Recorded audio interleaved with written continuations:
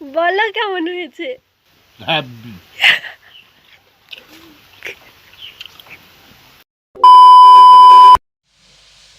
Hello everyone, welcome back to my channel, welcome back to my another video. So guys, আজ আমি তোমাদের সঙ্গে share করব মায়ের হাতে বানানো মুরগি মাংসের লাল ঝোল। সো গাইস, চলো শুরু করা যাক। তো গাইস, তেলটা গরম হয়ে গেলে অল্প একটু নুন ও অল্প পরিমাণে চিনি দিয়ে দেব, দিলে কালারটা ভালো আসে। তারপর কুচিয়ে রাখা পেঁয়াজ ও কাঁচা লঙ্কা দিয়ে দেব। তারপর পেঁয়াজটা ভালো করে ভেজে লাল করে নেব। দেখতে পাচ্ছ পেঁয়াজটা অল্প একটু লাল হয়ে এসেছে। তারপর দিয়ে দেব রসুন বাটা, আদা বাটা। তারপর দিয়ে দেব স্লাইস করে রাখা টমেটো। টমেটোর ওপর অল্প পরিমাণে নুন ছড়িয়ে দেব। তারপর টমেটোটাকে আদা রসুনের সঙ্গে মিক্সড করে নেব।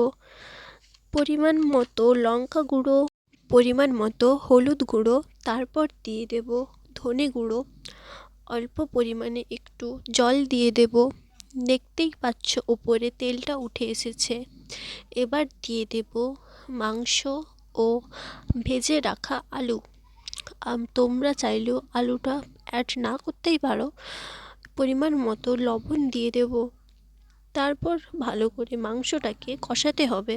2 মিনিট অন্তর অন্তর ঢাকা দিয়ে দিয়ে মাংসটাকে কষতে হবে। ঢাকাটা দিলে মাংসটা তাড়াতাড়ি সেদ্ধ হয়ে যায়। তারপর অল্প একটু গরম মশলার গুঁড়ো দিয়ে দেব, অল্প একটু ধনে পাতা কুচি দিয়ে দেব।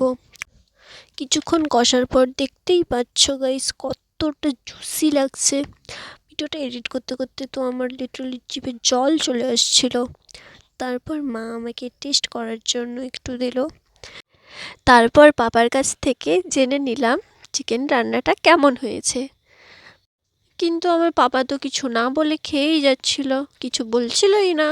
তারপর আবার জিজ্ঞেস করলাম আমি পাপাকে, বলো কেমন হয়েছে?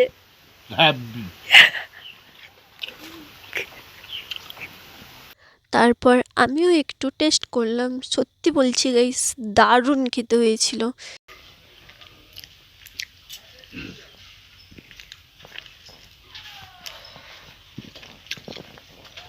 দারুণ হয়েছে গাইস, দারুণ।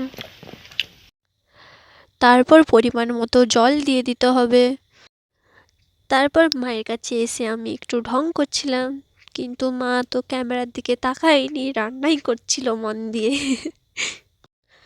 তারপর কিছুক্ষণ ফুটিয়ে নামিয়ে দিলেই হয়ে যাবে মুরগির মাংসের লাল ঝোল।